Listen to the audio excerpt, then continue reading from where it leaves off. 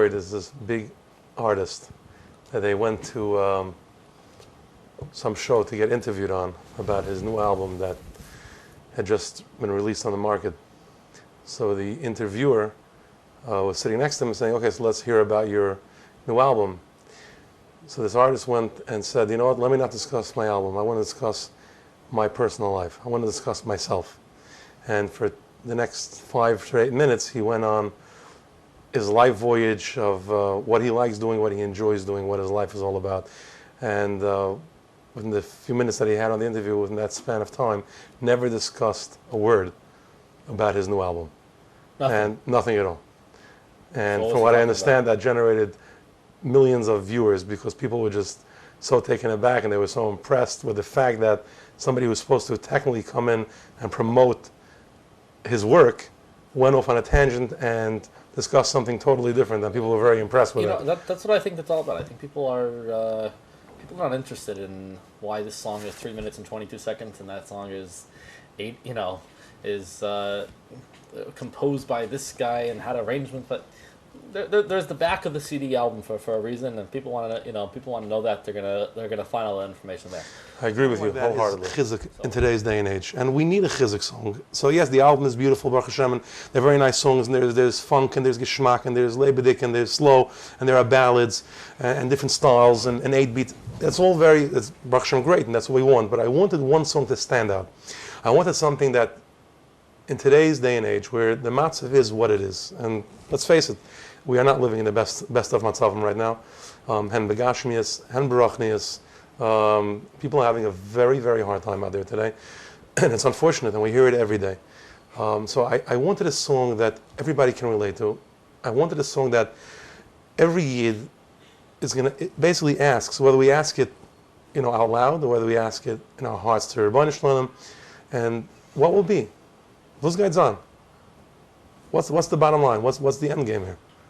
What's going to be with the tours that we're having? What's going to be with Klal Yisrael in general as a whole? What is going to be? What will be with our Gedolei Hadar? So many taken away. This year alone, we've lost, I think, it's a high number. I think at least 3 or 4 major. I think it's unfortunate. I think it's even more than that. That idea actually was my wife's idea. She wants my wife, she on a Shabbos morning, about 7-8 months ago, she actually put that idea for me to think about. She said she was sitting with like a lot of Yiddish women do, get up Shabbos morning, waiting for the husbands to come off from shul, everything's prepared and ready for the meal, and she's sitting back with a coffee and reading the Hamodia. And she went through the community section, wherever it is where they have the obituaries, and she said for the first time ever reading the Hamodia, literally she started crying like a child. Because obituary after obituary was of this godly. I think there was a span of where there were a few Gedolim Mamish within a span of a week that passed away, 2 or 3 of them. And she said, she said it was a Shabbos, and she Mamish started crying. I came home and she told me, listen, you're working on the album, you have to somehow bring out this message about the Gedolim that are passing away. So that idea I gave to Mati, and that was the second, I think, paragraph of the stanza of the song, was what will be with our Gedolei Hadar, so many of them taken away, who will guide us and who will teach us, who will show us and lead us the way.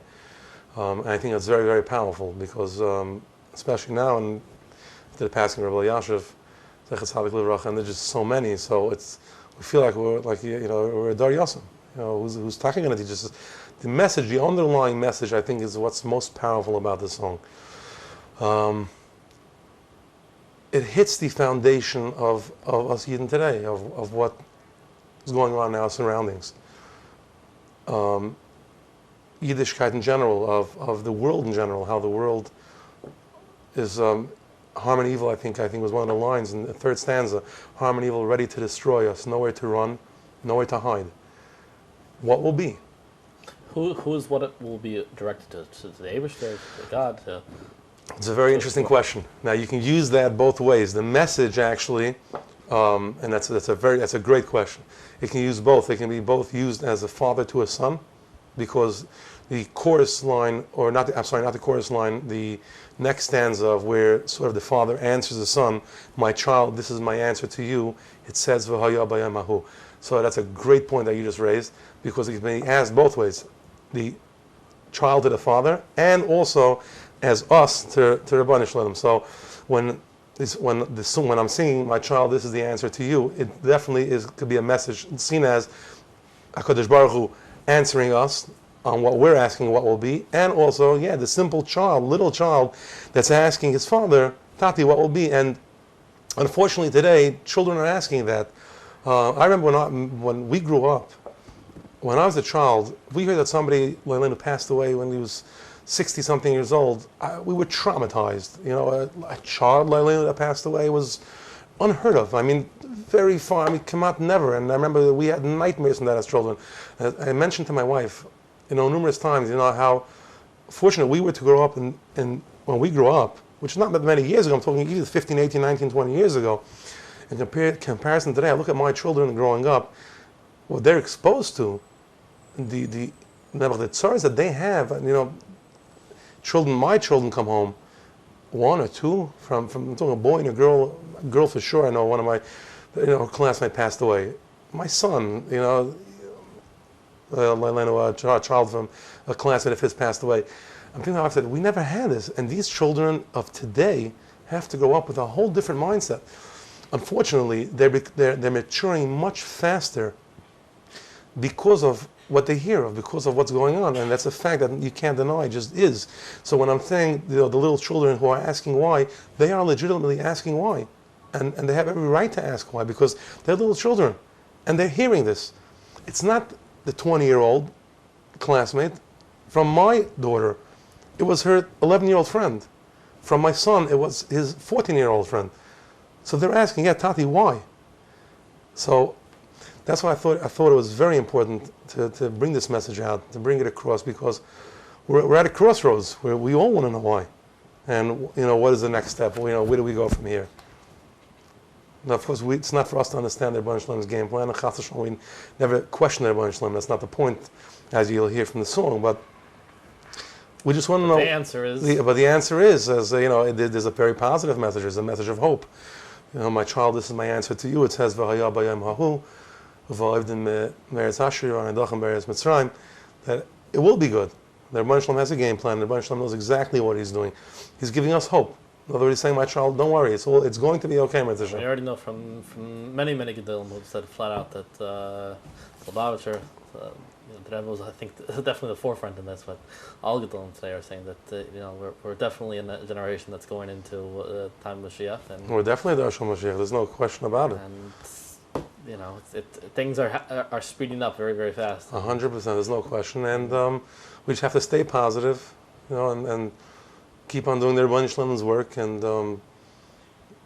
try to be as good even as we can. And the Rebbeinu Shalom, I'm sure, is Shaping Nachas. I once heard from Rav Shor, I once heard, this is going back years ago, so I do not remember from who he said it. It was a very, very, very positive message, and it left a tremendous impact on me. One of his shurim I once heard, he said that one of the Talmidei Hashem, I do not remember which one, said that wenn man wollte gemägt sagen, wollte gesagt.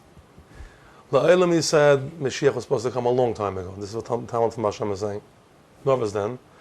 The Rebbeinu Shalom is so mishtoikik to our avodah in this door yosem, in this door shuffle that we are right now, meaning battling the Rachnias and battling the Gashmias that we have on a daily basis, that he knows that if he sends Mashiach now, this door, this of avoided that he has right now is never going to be. Why? Because then, once the Beis HaMikdash is back and everything's al Kahanim al Dichonim and everything, Levim, Meshir, Mezimram, is back to normal. So he's going to have Nachas Ruach. But that Nachas Ruach that he has now from us, from how we're mitching ourselves with Rachnias and with Gashmias, he's never going to get. So the Talmud Hashem, this Talmud from Hashem said, as me volt gemägt sagen, volt gesagt, Mashiach should have come a long time ago.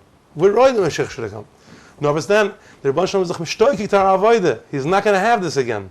It's over.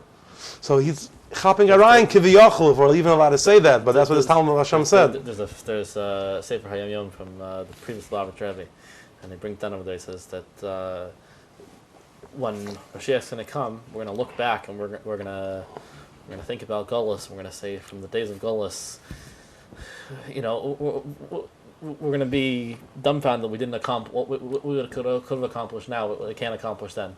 What a mitzvah's worth now is not going to be what it's going to be worth then. 100%, 100%. My answer to that is, I think then we're going to be much more consulted with Moshiach here already. We're not going to be so bothered. L'chaim, people should be very much pulled from your music, and the album should go well, and the singing should go well with you. Shkoyach, thank you very much. Kal tov.